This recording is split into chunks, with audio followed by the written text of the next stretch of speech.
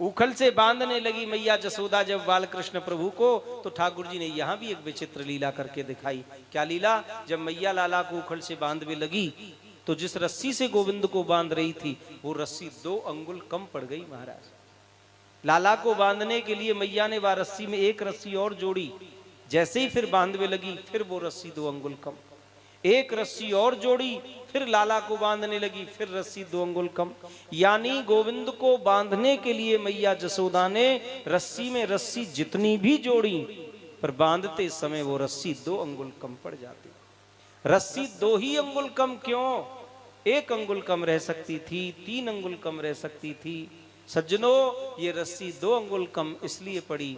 हमारे यहाँ 2 शक्ति हैं, एक है ऐश्वर्य शक्ति, दूसरी है माधुर्य शक्ति। ऐश्वर्य शक्ति ये कह रही है, मैया जसोदा तू पागल हो गई है, जिस ब्रह्म को तू बांधने जा रही है ये साधारण नहीं है, ये साक्षात ब्रह्म है, ये किसी के बंधन में बंधने वाला नहीं है, न किसी के ऐश्वर्य से बंध सकता है, न पद से बंध सकता है, न प्रतिष्ठा से बंध सकता है, न ज्ञान से, न वैराग्य से, न त्याग से, न तपस्या से, ये किसी के बंधन में बंधने वाला नहीं है।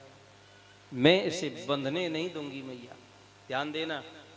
और जो माधुर्य शक्ति है मैया जसोदा के प्यार की, वात्सल्य की, उनके प्रेम की जो शक्ति है वो ये कह रही है कि मैं जानती हूं ये ब्रह्म है। अरे ब्रह्म होगा अपने घर का, पर मेरे घर तो ये बेटा बन करके आया है, मैं इसे बांध करके रहूंगी।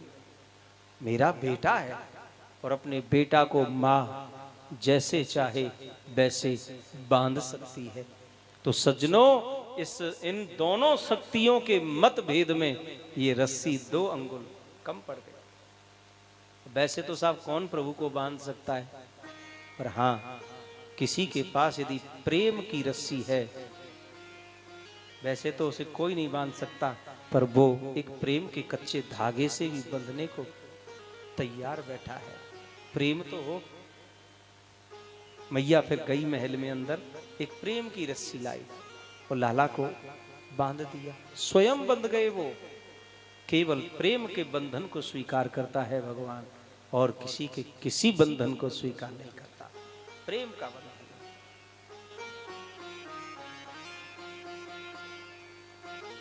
मैया तो लाला को बांध के घर के कामकाज को निकल गई। इधर बालकृष्ण प्रभु ने कहा कि ये जानते हो, जिस उखल से मैया ने बांधा है लाला को, भगवान उस उखल को खींच करके प्रधान द्वार पर ले आए। बाबा नंद के प्रधान द्वार पर 2 वृक्ष खड़े हैं, अशोक के, यमला अर्जुन के वृक्ष। कन्हैया उन दोनों वृक्षों के बीच में होके निकलने लगे तो उखल अटक गया महाराज दोनों वृक्षों।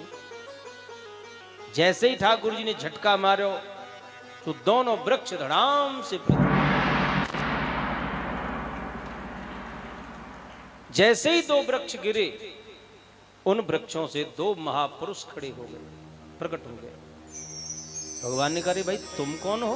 तो उन्होंने फिर अपना परिचय दिया। महाराज हम कुबेर के पुत्र हैं।